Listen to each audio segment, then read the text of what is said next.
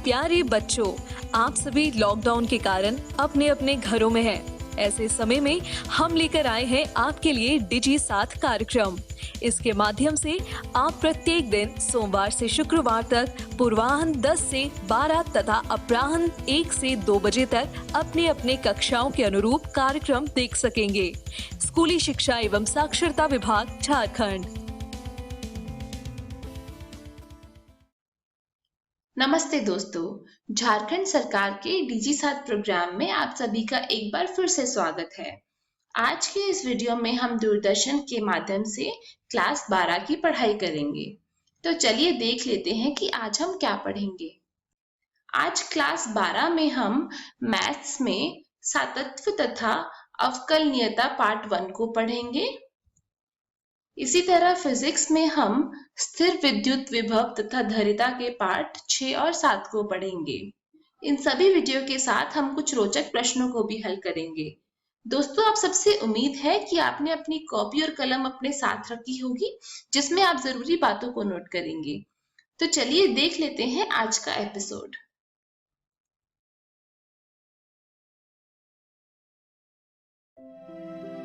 नमस्कार दोस्तों, आज के इस वीडियो में आपका स्वागत है।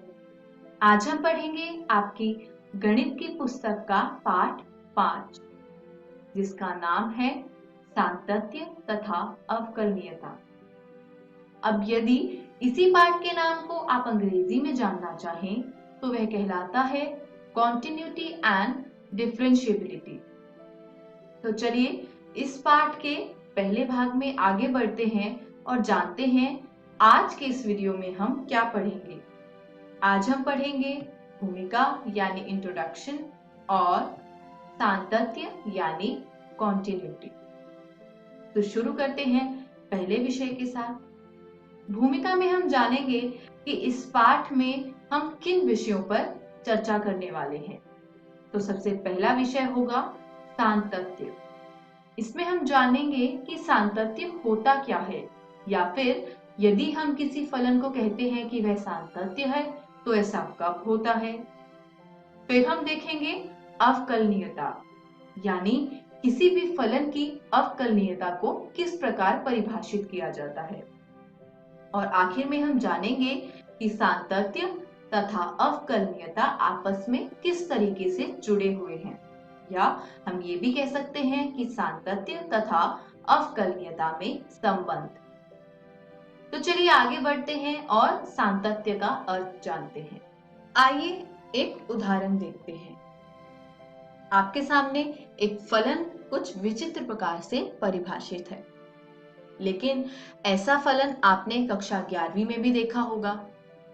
कक्षा 11वीं में एक पाठ था आपका, पाठ 13, सीमा एवं अवकलन। उसमें आपने इस प्रकार के फलनों की चर्चा करी होगी।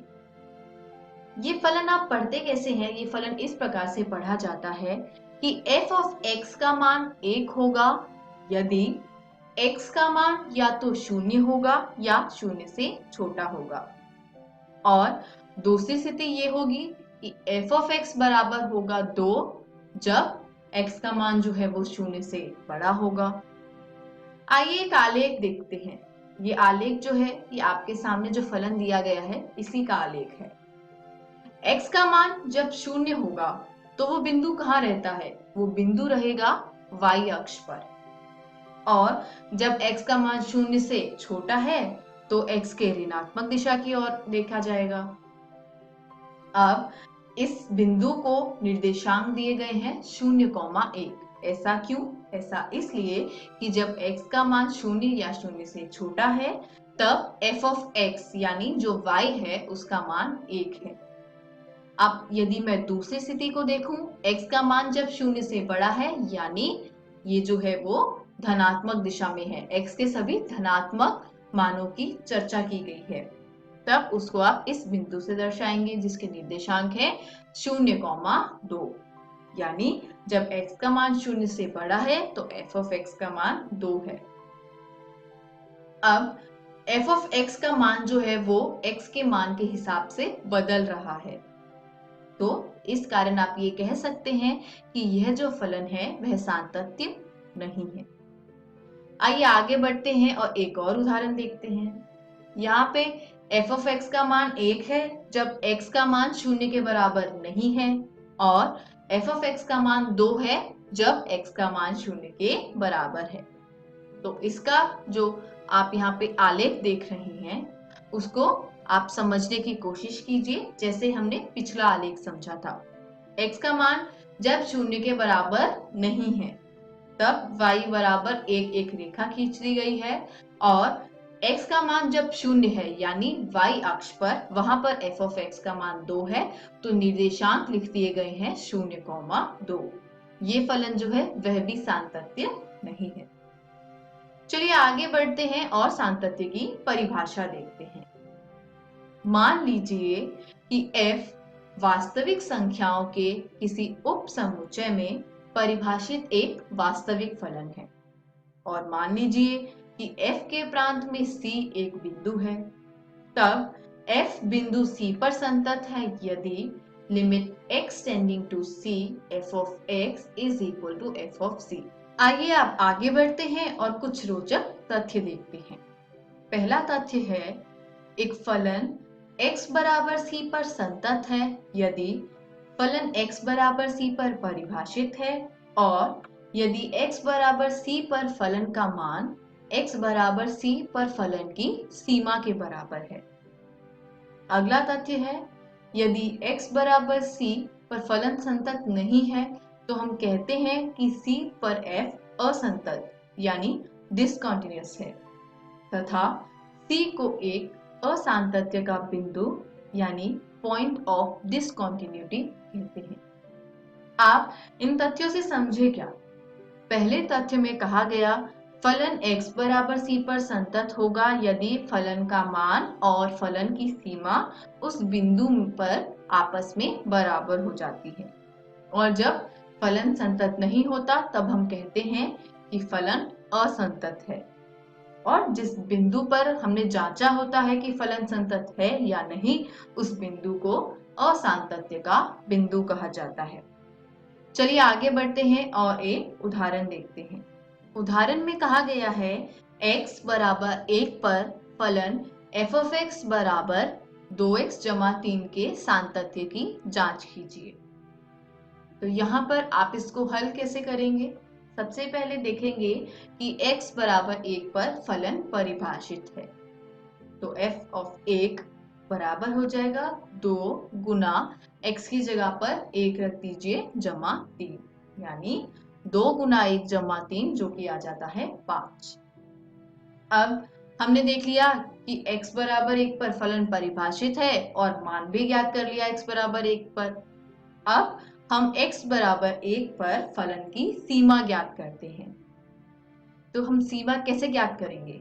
सीमा दो प्रकार की होती है, पहली बाएं हाथ की सीमा और दूसरी दाएं हाथ की सीमा, और जब इन दोनों सीमाओं का मान बराबर होता है तब हम कहते हैं कि इस फलन की सीमा जो है वह परिणाम में आने वाला अंक है। तो इसमें भी हम वही करेंगे, पहले निकालते हैं दाएं हाथ की सीमा, limit x tending to a plus f of x। तो ये जो a प्लस है आप यहाँ पर अपना बिंदु रखेंगे जिस बिंदु पर आपको ज्ञात करना है। ये हो जाएगा limit x tending to 1 two x plus 3। अब 3 तो वैसे का वैसा ही रह जाएगा, क्यों? क्योंकि 3 के साथ वहां पर x है नहीं, x का मान ही तो 1 की तरफ बढ़ रहा है। अब यदि अगर x का मान 1 की तरफ बढ़ रहा है तो उससे 3 पर किसी प्रकार का कोई प्रभाव नहीं होगा, तो हम 2 के साथ 1 को गुना कर देंगे और उसमें 3 वैसे का वैसा जोड़ देंगे, तो मिल जाएगा 5। अब x बराबर 1 पर जब फलन परिभाषित था तो f ऑफ 1 भी 5 आ रहा था और दाएं हाथ की सीमा जो है वो भी 5 आ गई। अब यदि बाएं हाथ की सीमा भी 5 आ जाए तो हम कह देंगे कि x बराबर 1 पर फलन सातत्य है। देखते हैं बाएं हाथ की सीमा। बाएं हाथ की सीमा होती है limit x tending to a minus f of x। तो limit x tending to 1 two x plus 3 कैसे होगा? बिल्कुल वैसे ही 2 इंटू 1 प्लस 3, यानी 2 गुना 1 जमा 3 जो कि हो गया 5। अब x बराबर 1 पर फलन का मान और फलन की सीमा दोनों ही 5 आ गए। यानी हम कह सकते हैं कि ये जो फलन की सीमा है वो फलन के मान के बराबर हो गई और x बराबर 1 पर हमारा जो फलन f है वह संतत है। चलिए आगे बढ़ते हैं, एक और उदाहरण देखते हैं। उदाहरण में कहा गया है x बराबर 0 पर फलन f ऑफ x बराबर मॉड ऑफ x के सातत्य पर हमें विचार करना है। तो सबसे पहले हम क्या करेंगे, फलन को परिभाषित करेंगे। क्यों? क्योंकि जब मॉड के अंदर कोई संख्या लिखी जाती है तो उसमें दो तरीके की स्थितियां आती है। या तो जो फलन है उसका मान 0 से छोटा होगा या फिर फलन का मान 0 से बड़ा होगा। और ऐसा क्यों? क्योंकि 0 ही एक ऐसा संख्या है या एक ऐसा बिंदु है जो ऋणात्मक संख्याएं और धनात्मक संख्याएं इन दोनों को अलग करता है। अब f ऑफ x परिभाषित है कुछ इस प्रकार कि f ऑफ x का मान हो जाएगा -x जब x का मान 0 से छोटा होगा और x हो जाएगा जब x का मान 0 से बड़ा या उसके बराबर होगा। यानी x बराबर 0 पर फलन परिभाषित है। अब हम इसकी सीमा ज्ञात करते हैं। क्यों? क्योंकि कोई भी फलन सातत्य है या संतत है ये जानने के लिए हमें क्या करना होता है, फलन की जो सीमा है उस बिंदु पर और फलन का जो मान है उस बिंदु पर उनको आपस में बराबर करना होता है। तो f के बाएं पक्ष की सीमा जो होगी limit x tending to 0 minus f of x वो हो जाएगा limit x tending to 0 minus minus of x। क्यों? क्योंकि जब 0 से छोटा है x तो उसका मान -x है, तो ये हो गया 0। और f के दाएं पक्ष की जब हमने सीमा देखी तो वो हुआ limit x tending to 0 plus f of x। अब x का मान जब 0 से बड़ा है उसके लिए फलन जो है वो x ही था, तो हमने फलन का मान वैसे का वैसा लिख दिया, ये भी 0 हो गया। तो x बराबर 0 पर फलन का मान और फलन की सीमा दोनों ही आपस में बराबर हो जाती है। बाएं पक्ष की सीमा, दाएं पक्ष की सीमा और फलन का मान 0 पे सब आपस में बराबर हो गए। आप इसको सिद्धांतों में इस प्रकार से प्रकट कर सकते हैं। अतः हम ये कह सकते हैं कि x बराबर 0 पर f संतत है। चलिए आगे बढ़ते हैं और अगला विषय देखते हैं। अगले विषय में एक परिभाषा दी गई है और कहा गया है एक वास्तविक फलन f संतत कहलाता है यदि वह f के प्रांत के प्रत्येक बिंदु पर संतत है। यानी f एक ऐसा फलन है जो समृद्ध अंतराल यानी क्लोज इंटरवल। समृद्ध अंतराल एक ऐसा अंतराल होता है जिसमें अंतराल में दिए गए दोनों बिंदु और उनके बीच के सभी बिंदु जो हैं वो आते हैं। तो यदि फलन जो है वो एक समृद्ध अंतराल में परिभाषित है तो limit x tending to a plus f of x is equal to f of a और limit x tending to b minus f of x is equal to f of b। यानी जो अंतराल में शुरू करने वाली संख्या होगी उसके दाएं ओर की सीमा ले लीजिए और जहां पर अंतराल समाप्त हो रहा है वहां के बाएं ओर की सीमा ले लीजिए। उसका मान जो है वो उनके क्रमशः बिंदुओं पर होना चाहिए। इसी के साथ हमारा आज का ये वीडियो समाप्त होता है। आज हमने सीखा भूमिका यानी इंट्रोडक्शन और सातत्य यानी कॉन्टिन्यूटी। तो चलिए आगे बढ़ते हैं और देखते हैं अगली वीडियो में हम क्या पढ़ेंगे। अगली वीडियो में हम जानेंगे संतत फलनों का बीजगणित यानी अलजेब्रा ऑफ कॉन्टिन्यूअस फंक्शंस। घर जाइए, जितना भी पाठ आपको आज पढ़ाया गया है उसको एक बार फिर से देखिए और निरंतर अभ्यास करते रहिए। धन्यवाद।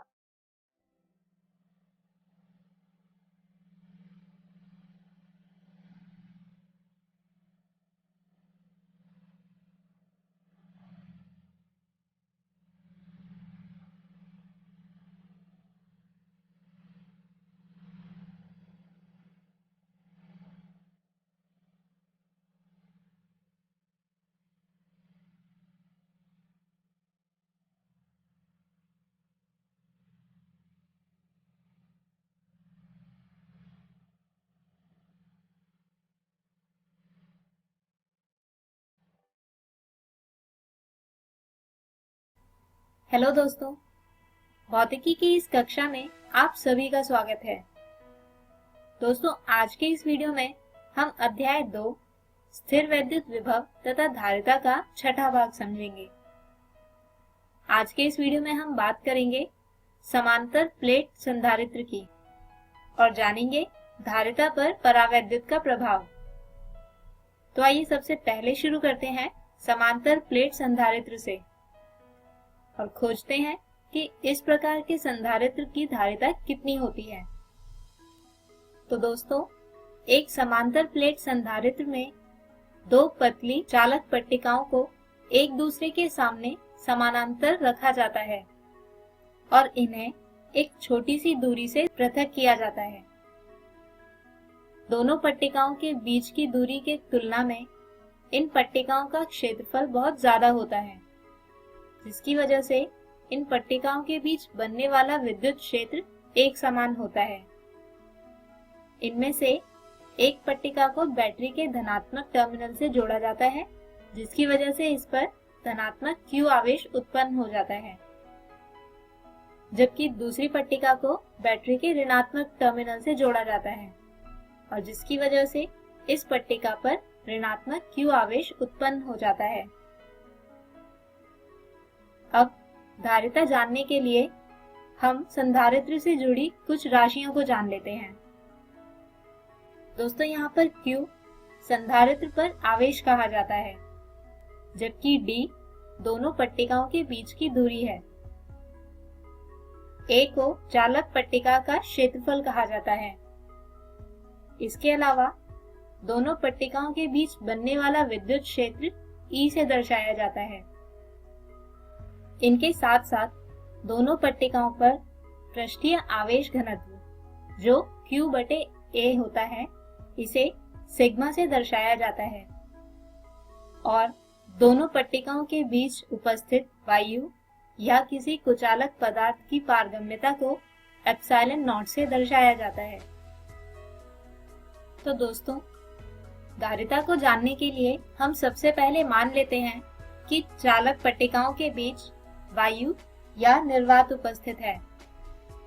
अब जैसे कि हम अपने पहले अध्याय में देख चुके हैं कि किसी पतली चालक पट्टिका की वजह से बनने वाला विद्युत क्षेत्र E होता है σ/ε0 और जो बराबर होता है Q/A ε0 के भी, और विभव होता है विद्युत क्षेत्र तथा पट्टिकाओं के बीच की दूरी का गुणनफल, यानी विभव V होगा QD/A ε0। अब जैसा कि हमने पिछले वीडियो में कहा था कि किसी संधारित्र की धारिता होती है Q/V, तो यहाँ पर V का मान ऊपर वाले समीकरण में रखने पर C यानी धारिता आती है QA ε0/QD, या फिर इसे लिख सकते हैं A ε0/D।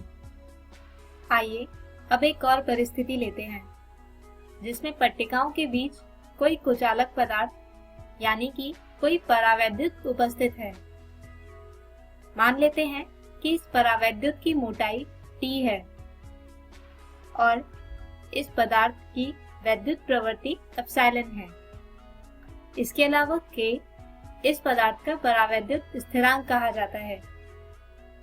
दोस्तों, अब यहाँ पर पट्टिकाओं के बीच दो माध्यम हैं, एक वायु और दूसरा परावैद्युत पदार्थ। चलिए मान लेते हैं कि वायु में विद्युत क्षेत्र को EA से दर्शाया जाता है, जबकि किसी परावैद्युत पदार्थ में विद्युत क्षेत्र को EM से दर्शाया गया है।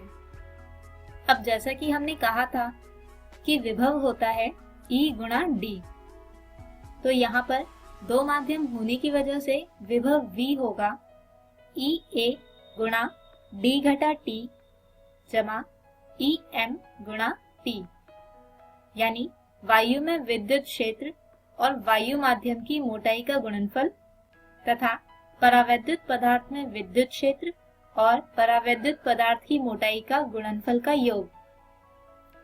और किसी चादर की वजह से बनने वाला विद्युत क्षेत्र होता है σ/ε, यानी यहाँ पर समीकरण बन जाएगी V बराबर σ/ε0 गुणा D-T जमा σ/ε गुणा टी।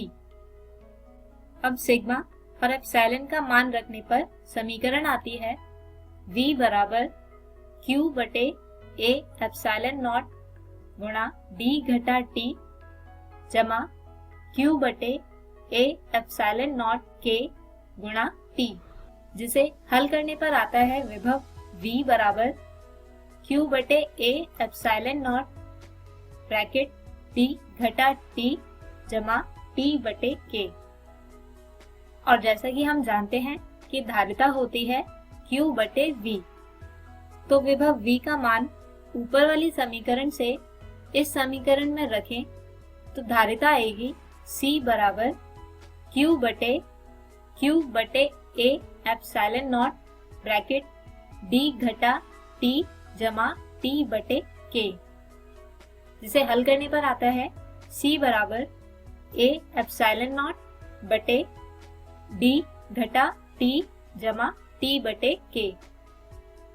अब दोस्तों, अगर हम माने कि दोनों पट्टिकाओं के बीच में एक से अधिक परावैद्युत पदार्थ उपस्थित हैं कुछ इस तरह से, तो इस निकाय में कुल धारिता को प्राप्त करने के लिए हम उपयोग करेंगे किसी एक परावैद्युत पदार्थ की उपस्थिति में बनने वाली धारिता के फॉर्मूले की, और इस तरह से इस निकाय के लिए कुल धारिता होगी C बराबर A एप्सिलॉन नॉट बटे D घटा T1 जमा T2 जमा T3 और इसी प्रकार से इसके अतिरिक्त जमा T1 बटे K1 जमा T2 बटे K2 जमा T3 बटे K3 एंड सो ऑन।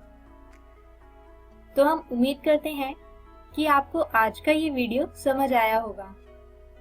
हमारे आज के इस वीडियो में हमने समझा समांतर प्लेट संधारित्र को और निकाला उसकी धारिता को, और इसके अलावा जाना किसी धारिता पर परावैद्युत का प्रभाव।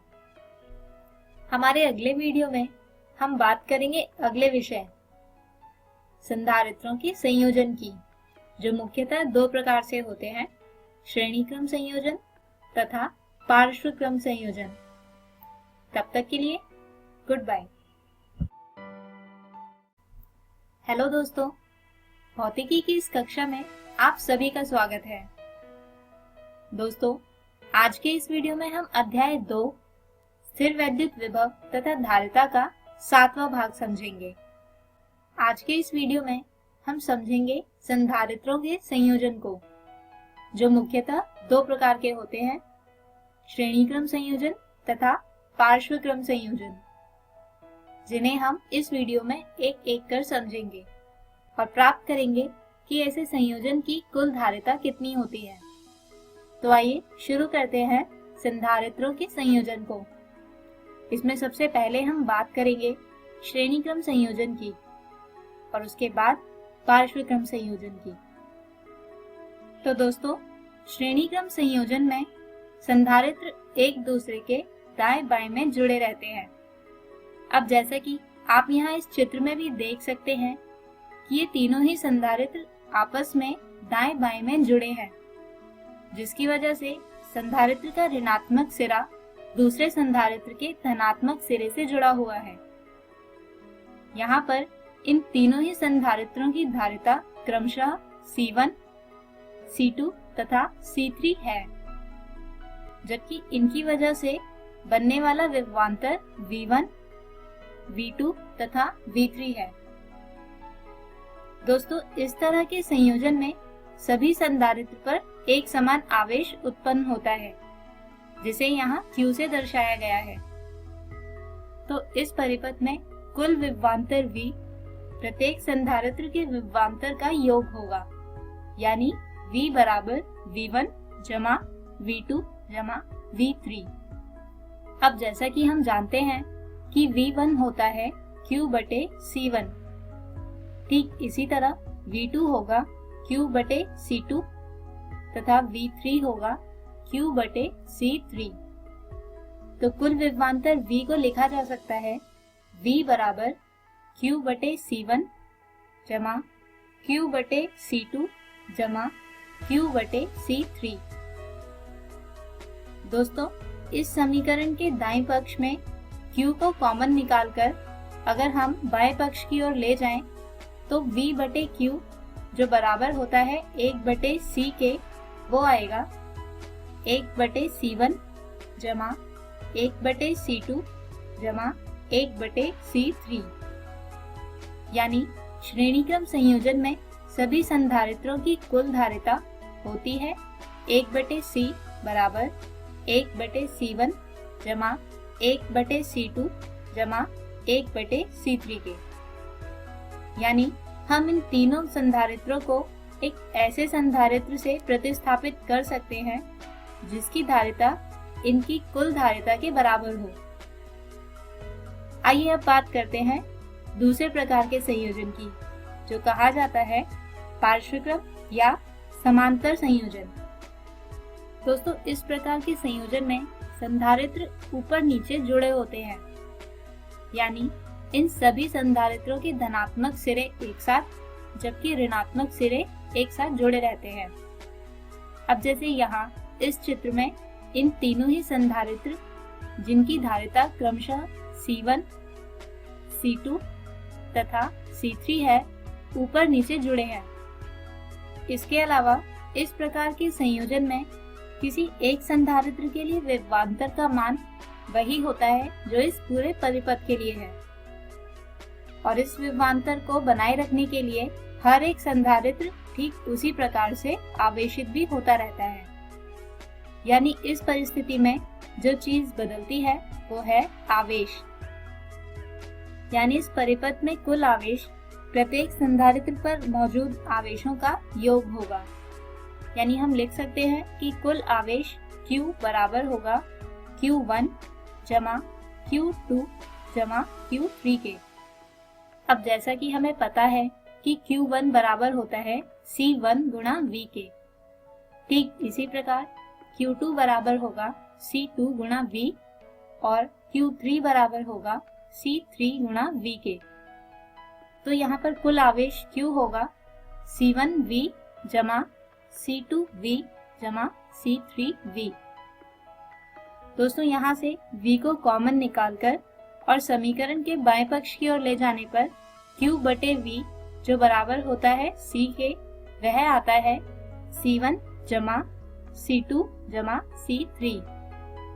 यानी इस परिस्थिति में भी इन तीनों संधारित्रों को एक ऐसे संधारित्र से प्रतिस्थापित किया जा सकता है जिसकी धारिता इन तीनों संधारित्रों की धारिता का योग होगा।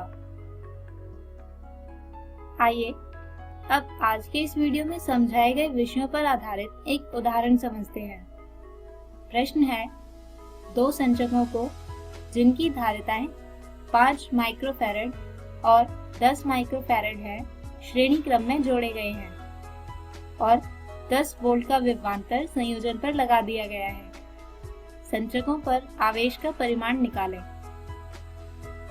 तो जैसा कि हम जानते हैं कि श्रेणीक्रम संयोजन में कुल धारिता होती है 1 बटे C बराबर 1 बटे C1 जमा 1 बटे C2, जिसे हल करने पर आता है C बराबर C1 गुणा C2 बटे C1 जमा C2। और दोस्तों, जैसा कि हमें प्रश्न में दिया गया है कि C1 बराबर है 5 माइक्रोफैरड, C2 बराबर है 10 माइक्रोफैरड और V बराबर है 10 वोल्ट के। तो इन सभी राशियों का मान समीकरण में पुट करने पर तथा इसे हल करने पर धारिता C आएगी 3.33 माइक्रोफैरड। अब जैसा कि हम जानते हैं कि श्रेणीक्रम संयोजन में प्रत्येक संधारित्र पर उपस्थित आवेश बराबर होता है, यानी यहाँ पर Q आएगा C गुणा V। अब फिर से हम यहाँ पर C तथा V का मान रखें तथा इसे हल करें तो Q आता है 33.3 माइक्रोकूलम। तो हम उम्मीद करते हैं कि आपको आज का ये वीडियो समझ आया होगा। हमारे आज की इस वीडियो में हमने समझा विभिन्न प्रकार के संधारित्रों के संयोजन को, जो थे श्रेणीक्रम संयोजन और प्राप्त की उसकी कुल धारिता, जबकि दूसरा था पार्श्वक्रम संयोजन जिसकी कुल धारिता थी C1 जमा C2 जमा C3। हमारे अगले वीडियो में हम बात करेंगे इसी अध्याय के अंतिम भाग की, जिसमें हम समझेंगे संधारित्र में संचित ऊर्जा को और वान डे ग्राफ जनित्र को। तब तक के लिए गुड बाय।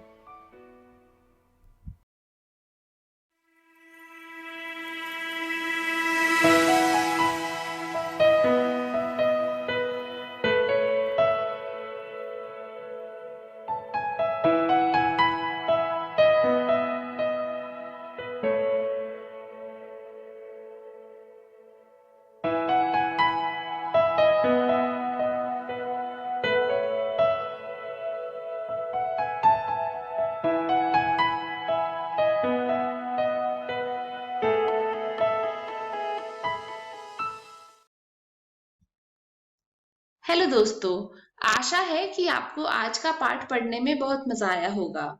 तो चलिए देख लेते हैं कि आज हमने क्या पढ़ा।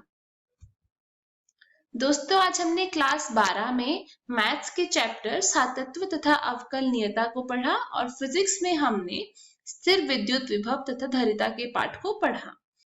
इसी के साथ हमने इन वीडियो पर आधारित कुछ रोचक प्रश्नों को भी बनाया। जरूरी सूचना, आज का प्रसारित एपिसोड का पुनः प्रसारण ठीक 3 बजे से इकोवेशन के YouTube चैनल पर होगा। YouTube पर आप DG7 इकोवेशन सर्च करके इस तक पहुंच सकते हैं। दोस्तों, मंडे को मिलेंगे एक नए एपिसोड के साथ। धन्यवाद।